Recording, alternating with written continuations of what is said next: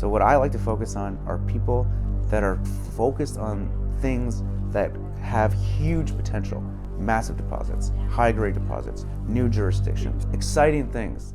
This episode of Mining Stock Education is brought to you by U.S. Gold Corp. U.S. Gold Corp is a U.S.-focused gold exploration and development company advancing high-potential projects in Wyoming and Nevada. U.S. Gold Corp has consolidated a district on Nevada's productive Cortex Trend and is advancing the Copper King project towards production in Wyoming. Led by a team of prolific company builders and renowned explorers, including Dave Mathewson, who's directly responsible for several major Nevada gold discoveries. U.S. Gold Corp is well-financed and has an extremely tight share structure with less than 20 million shares outstanding, and it trades on a major stock exchange, the NASDAQ, under the ticker USAU. To learn more, go to usgoldcorp.gold. That's usgoldcorp.gold.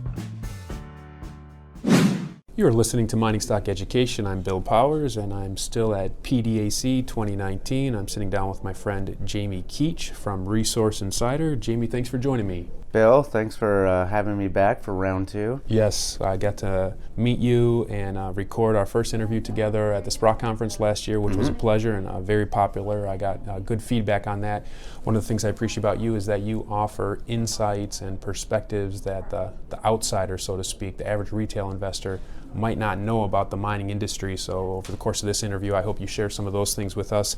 But first off, I'd like to get your thoughts on PDAC. We're on the second day here. What are your thoughts on the conference so far? Yeah, well, I mean, you caught me yesterday stumbling around confused through the conference, and I just sort of gotten off a red-eye flight and headed to the conference and starting to get my bearings. But, you know, it seems like a great turnout this year. A lot's going on. There was, you know, a lineup a mile wide just getting up the escalator to get in today.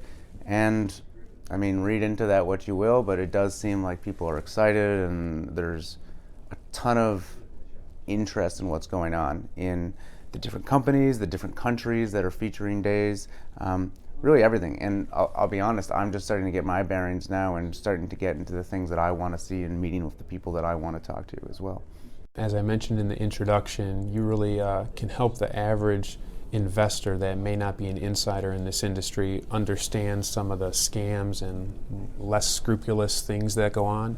In November of 2018, we saw that the British Columbia Securities Commission, they alleged that there was this scheme by the BridgeMark Group. Could you kind of just talk about that in layman's term, and what takeaway should the average investor take from this? Yeah, I will talk about that, and I think to start, we should clarify sort of what you mean by insider. You know, I am not traditionally from the finance side. I'm not from Vancouver. I'm a mining engineer. I started my career working on mine sites and exploration projects all over the world. And, you know, most of my job for most of my career was, you know, exploring or then later building mining projects. And I got more and more interested as I progressed in getting involved in the business side. And it was a huge hurdle. And, you know, even as an engineer with a technical background, with pretty solid financial understanding of how these companies work, I was still very much at a loss up until probably about 5 years ago when I moved to Vancouver. I was pretty committed to getting into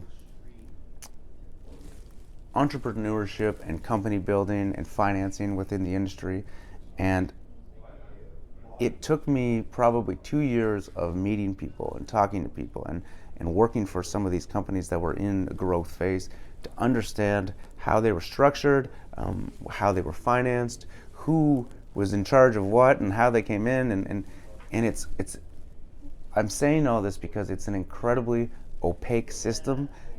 Even if you're someone that's familiar with the industry and mining in general and interested in stocks and all this, it's really hard to wrap your head around what's going on day to day and how these things are built if you're not involved in it or you don't know someone who can translate this information to you. And this is really what we try to do at Resource Insider. It's, you know, I'm trying to provide a service that I would have wanted to hear earlier on in my career, both as an investor and as someone working in the space. And just trying to figure out how this stuff actually works and what's going on behind the scenes. So you asked about the BridgeMark Group. I mean, everyone knows that the TSXV, the Vancouver mining scene is notoriously shady, I think we could say. And this is a particularly egregious example of that. The BridgeMark Group allegedly has been accused, or rather has been accused of allegedly doing something called a check swap. And to put this in layman terms, if I'm starting a mining company, call it a gold company in Mexico or a gold company in BC or what any number of things, and I want to finance that company, often what we'll do is we'll have a private placement. And that means you're issuing equity. People get the chance to participate, buy that equity directly from the company. They become shareholders. Often, because this is sort of catalytic capital, it's intended for growth of the company, you're going to get good terms on that. There's going to be warrants involved. There's going to be any number of things, which I'm sure many of your listeners are familiar with.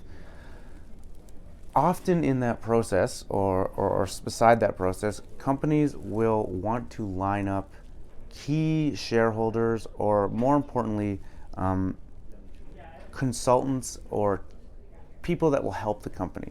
So they'll do something called a check swap. So Bill, say you are a consulting geologist that is expert in the type of deposit that I'm exploring for, and I want you to be involved in this project, and I want you to be incentivized to work alongside us and to see a big win. We'll do something called a check swap. And I'll say, Bill, how about this? Write us a check for $25,000 into this placement for stock, and you'll get your stock, and then we'll pay you back that $25,000 in consulting fees.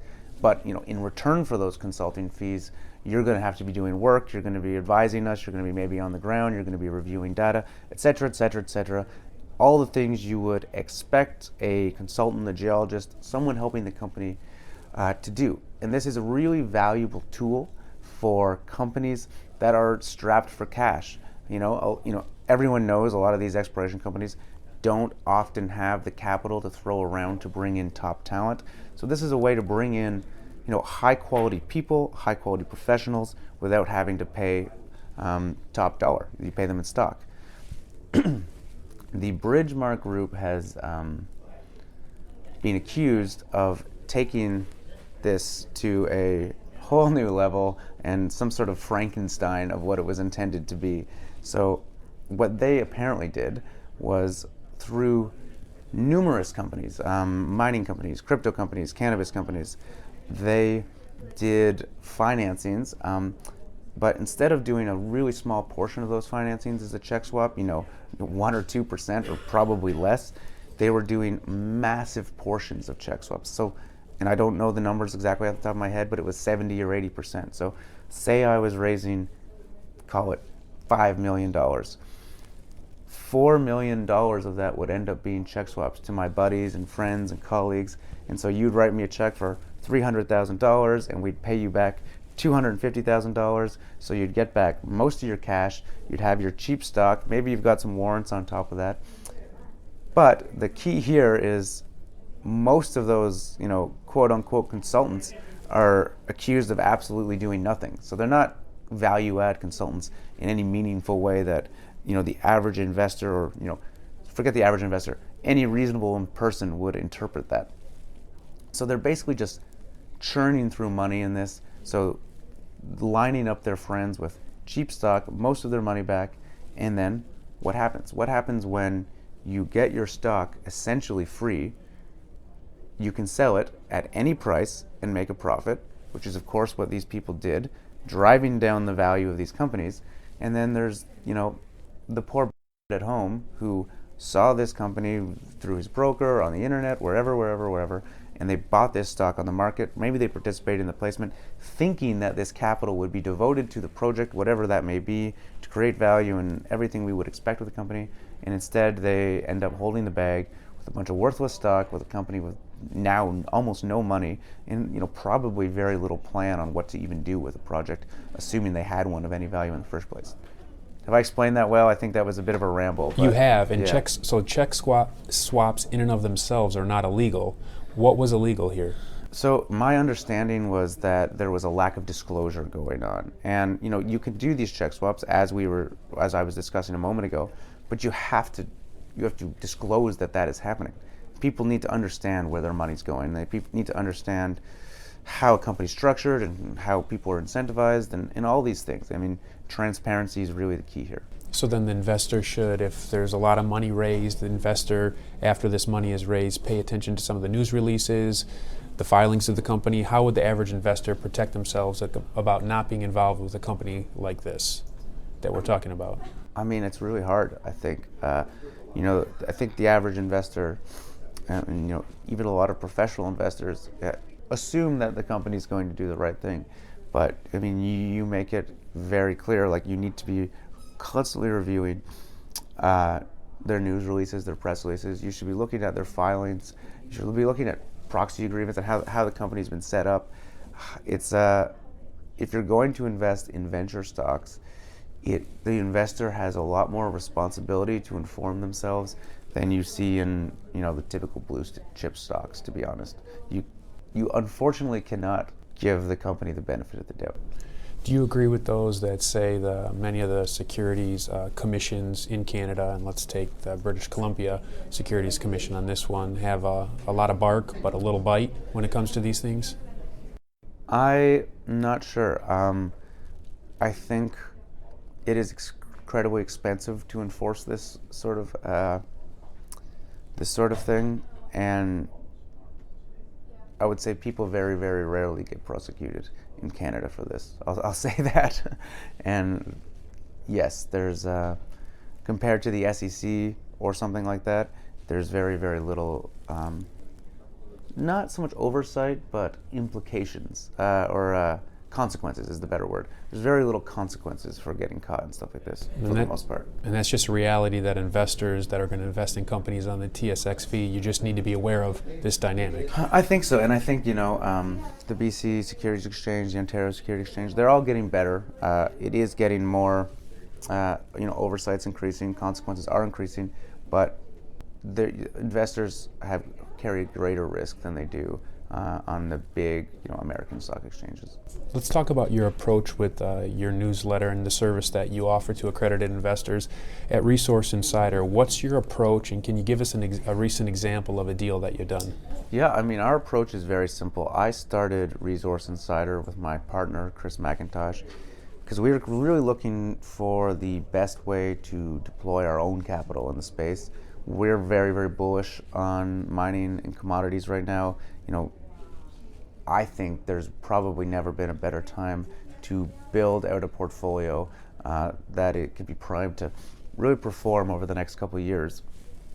And what we've done is we have a subscription service, subscription research service, where members pay us an annual fee, and in return for that, we provide access to what I believe are very high value investment opportunities focused on private placements in the mining and energy space.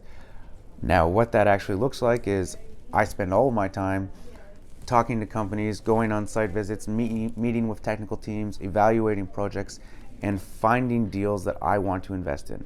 And once every month, once every 2 months, we cover a deal. I put my own money in, Chris puts his own money in.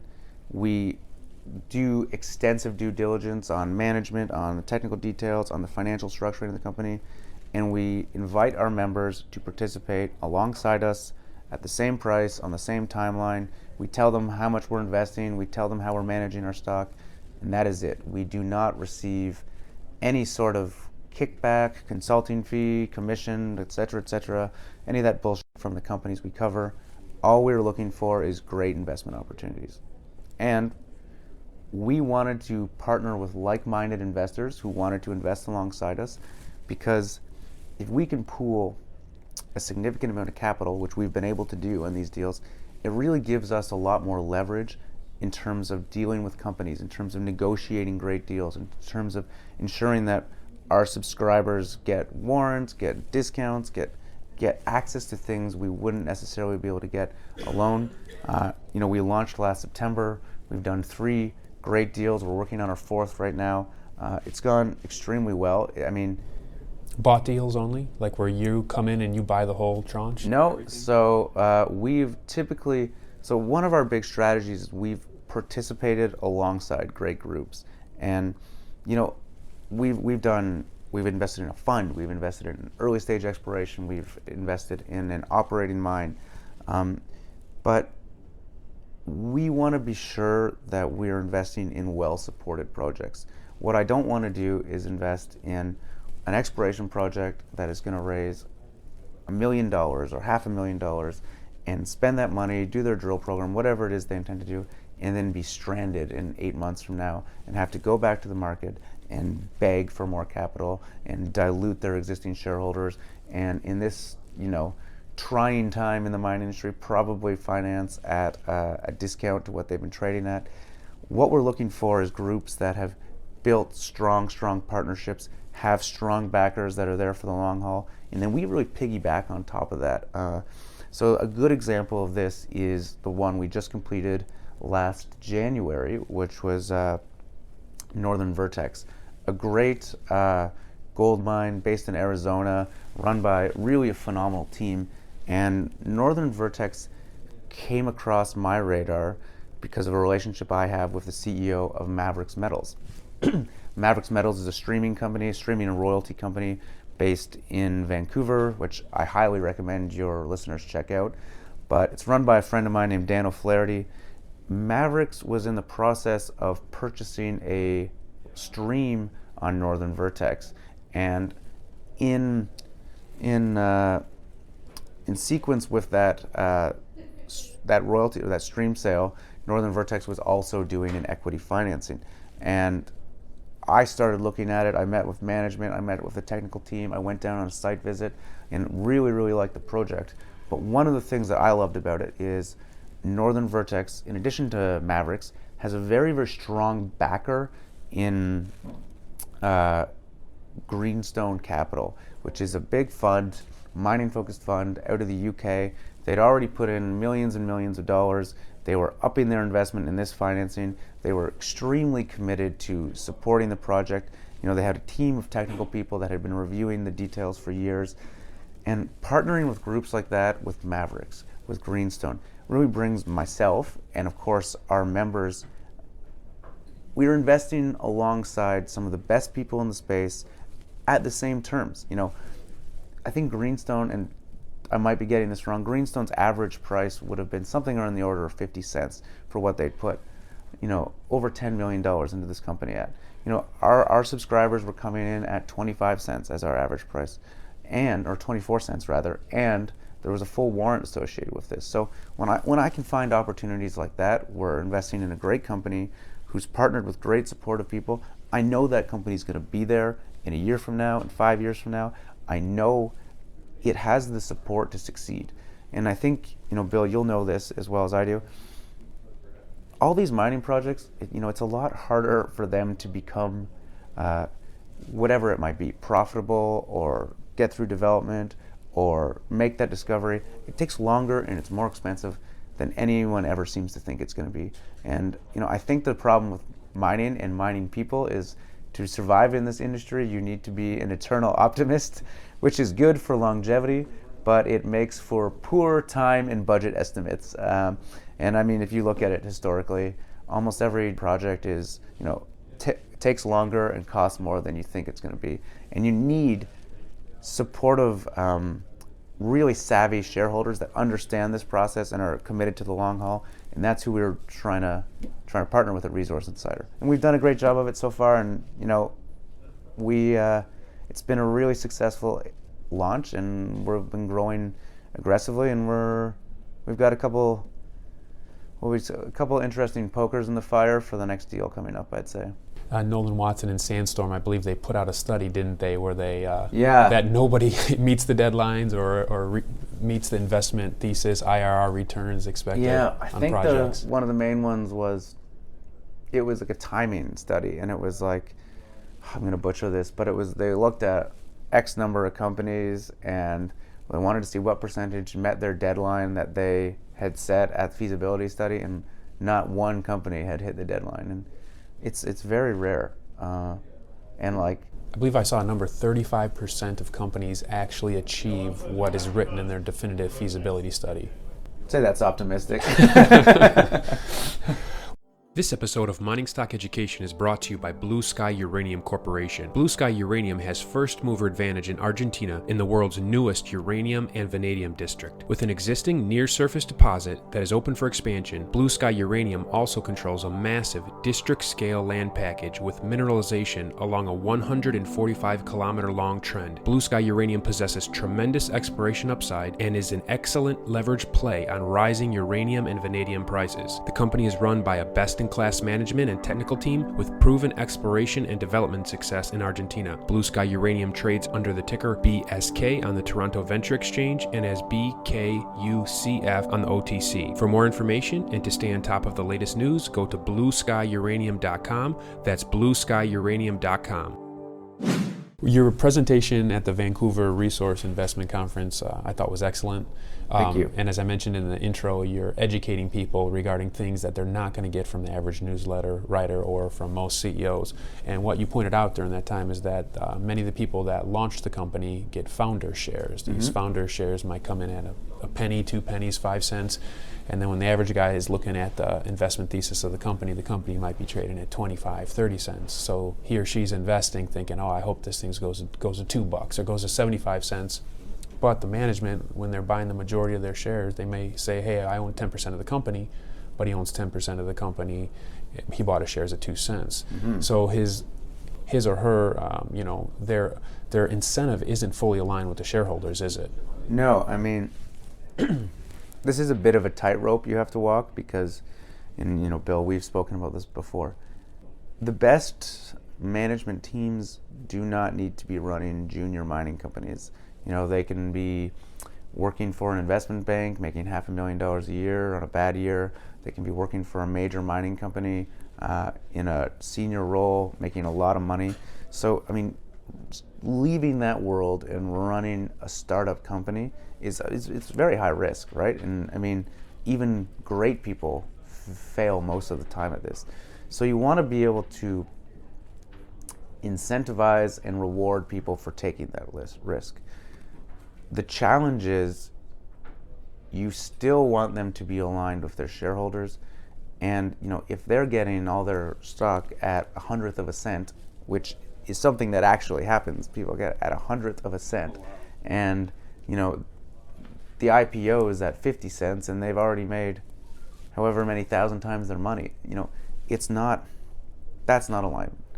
However, there should be a position where they do get a founders round and they're able to build a position in the company that is meaningful to them. But I'm of the opinion that they should build that position by putting in capital that is also meaningful to them. And for different people, that's going to be a different thing. So, I mean, Ross Beatty has put over $20 million into Equinox Gold. That's well, I think maybe it's maybe debatable whether that's meaningful to him, but that is a meaningful amount of money, and he bought the majority of that stock, and I believe it was at $1.15. Equinox was trading below that, and I think it's up right around there recently now. But he's very, very aligned with shareholders. There's going to be other people, that are young CEOs. They're 30 years old. They're just out of a technical role or maybe a finance or accounting role.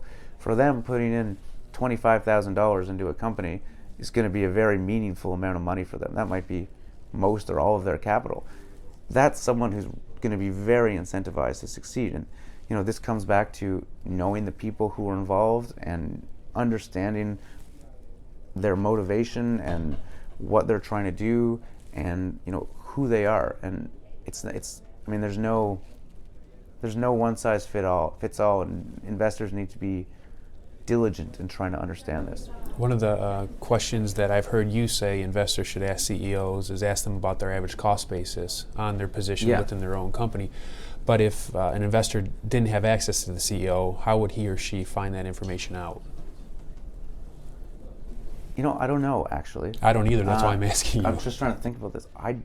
You can typically find their ownership size, I probably should know this, but I actually don't think It's there's not a in the place, management circulars, is it? No, I don't think so. Yeah. I don't know if there's any, especially because a lot of it will have been done privately, typically, so it won't be disclosed.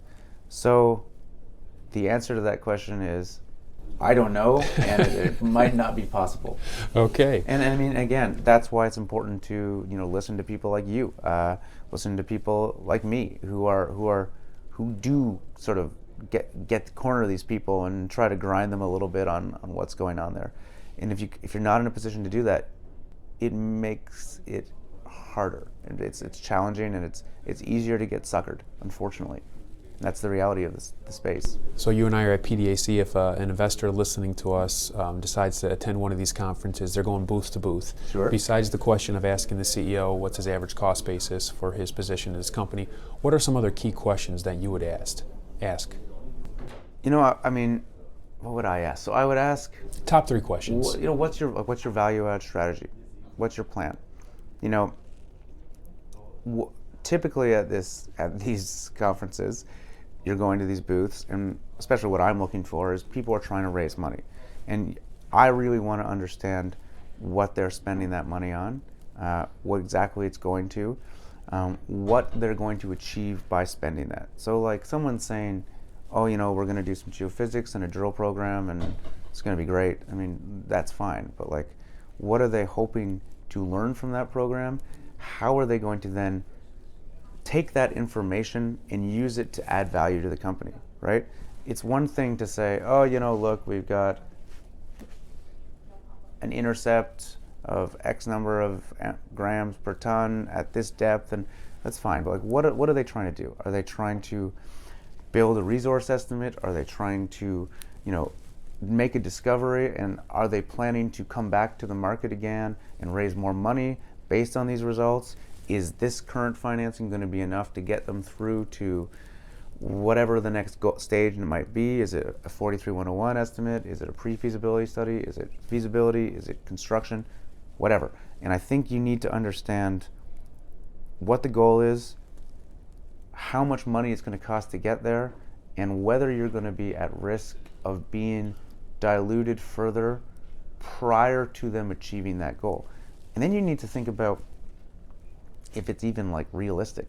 Right now, and I'm sure you see this going on, there are companies that are going out there, they're raising money, they're completing a drill program or some sort of exploration study, they're getting good results, and then their share price is going down and they're not able to refinance. And what we're looking at Resource Insider right now is we're being very careful on the exploration side of things, because I don't feel like the market's not giving them much. Even great results, the market's not giving them much. It's a liquidity event often. Yeah. People exit the stock. And it's a really challenging time. And what you don't want to do is be the guy that's going to be diluted in 6 months or 12 months from now in a company that can't possibly hope to raise money at the price they are today. Now, we don't know what's going to happen, but that's something I'm very cognizant of, and we're being very cautious of right now. Honestly, to answer your question, another thing I try to do is get a feel for the people. Who is this person that's actually running this company? Are they, and again, it's going to depend on what stage the company's at, but we'll talk about exploration companies because we're at PDAC. Are they a geologist that's had decades of experience, that loves exploration, that has an idea or a thesis that he's really trying to prove out, and he's incredibly focused on this? Or is he some guy that's on his 20th company that's cycled through his lithium, cobalt, and vanadium deal and whatever nonsense is next in line, and he's just trying to raise money and churn through the process again? And I'm very much of the opinion, if you spend a bit of time with people and you talk to them, you can tell what they're focused on and what they're passionate about.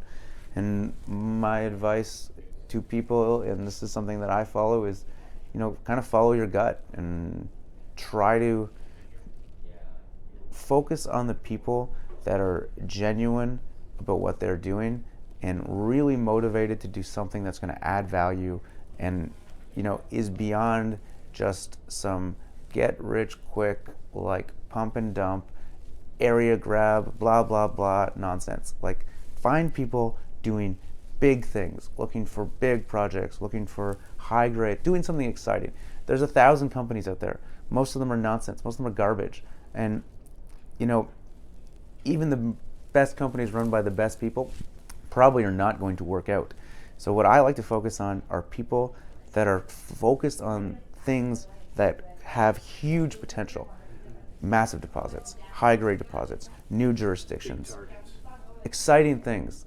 There's very few things that interest me less than someone that's like staked a bunch of ground around another thing that was like kind of exciting, and then maybe they'll sell that thing to that person, and it's like, just what's the point? Investors should be putting their risk capital into the mining industry, a small part of what they have that has the opportunity for outsized returns. So I would say go for the things that have outsized returns. Don't go for the things that, even if they succeed, will be mediocre. It's not worth your time. As you're working on the finance side of the business, helping put together some of these deals, what are some trends on the finance side of the business that investors should be aware of? And what do you mean by that? Just any trends, how deals are put together, lack of money, where money's going. So, for example, PDAC put out a report which says that the financing of explorers right now is significantly down from last year. So that would be one trend that they point out. But from your experience at firsthand putting these deals together, is there anything that you see? Well, what I'm seeing right now, and I think probably what everyone is seeing in the news, is these mega mergers that are going on. There's a massive consolidation happening right now in the gold space. So what is it? Randgold and Barrick merged, as most people will know. Newmont made their bid for Goldcorp, which is in the process now, and now New Barrick is making a bid for Newmont. And if that goes through, which I have no idea if that's going to happen. I've gone back and forth on this. But if that goes through, that creates a $42 billion gold company. The next biggest gold company would be Newcrest at $14 billion. So I don't even know what portion or what percentage of the space that would represent, but it would be massive. And so what does a consolidation like that have? What's the effect that it has on the sector? And then, of course, you're going to have this behemoth, if that happens, and then they'll have all their sort of third or second tier assets that aren't going to make sense for them to hold. And so those get spun out, and they're going to get picked up by the remaining mid-tier companies. And it looks like there's going to be a very big reshuffle of the gold sector. Now, if we think about this, why are these mergers going on right now? It's because companies are trying to replenish their reserves. They're trying to get more reserves on the books, and at the moment, mining companies and mining projects are so undervalued that it makes sense to buy them as opposed to find them. So we're going to be going through this M&A phase for, and I don't know how long, maybe it's another 6 months, maybe it's another 5 years, but we're going to be seeing that. But eventually it's going to stop making sense to be buying existing projects on the market, and people are going to have to start finding new projects. We're going to come into a proper exploration market, and we haven't had one of those in a very long time. And this goes to your point. Exploration companies are extremely underfunded right now, and the financiers and the majors have determined it's cheaper to buy existing projects than to find new projects. The day will come where that's going to shift. And that is something we are very cognizant of, and we are waiting to see, because that's when I think we really see things take off in the space. And I hope it's sooner rather than later, but I think I would be lying, and so would everybody else if they told you they knew when that was going to happen. Yeah. As we conclude here, Jamie, what would you like to share about Resource Insider? How can listeners find out more info? Yeah, so our website is called Capitalist Exploits, and Resource Insider is a product that we offer. So I would encourage everyone to go to capitalistexploits.com. You're going to see a lot of articles, a lot of podcasts, a lot of information that we put together on the mining and metal space. What I would say about Resource Insider is it is not for everyone. We cater to accredited investors. We cater to people who have a portion of capital that they want to allocate to the mining and metals industry, and they're looking for technical and financial help in doing that. We find what I view as great deals to put our own money into. We want to work with investors that are sophisticated, that have an interest in this space, that are interested in learning more, and want to take responsibility for their portfolios and want to learn about these projects. We are not a newsletter that is interested in pumping some stock. We're not trying to huck the next big thing. We're looking to build a great portfolio, and we want to work with people with similar goals. So if that's you, if you're looking for technical help, if you're looking for access to great opportunities, send me an email.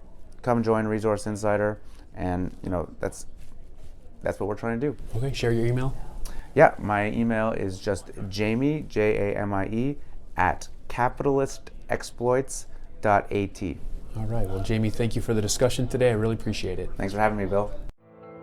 Orin Resources is a junior exploration company with the appetite of a major, focused on finding the next globally significant discovery to create enormous potential upside for shareholders. It's one of the most aggressive exploration companies pursuing high-grade, scalable gold and copper deposits, and has a premier 7-project portfolio, including its 2 flagships, Committee Bay in the Arctic and Sombrero in Peru. With Orin's unparalleled technical team and highly experienced management with a history of success in advancing and monetizing exploration assets, Orin has been called one of the best in the junior exploration sector. Orin trades on the TSX and NYSE under the ticker AUG. To learn more, go to aurinresources.com. That's AURYN resources.com.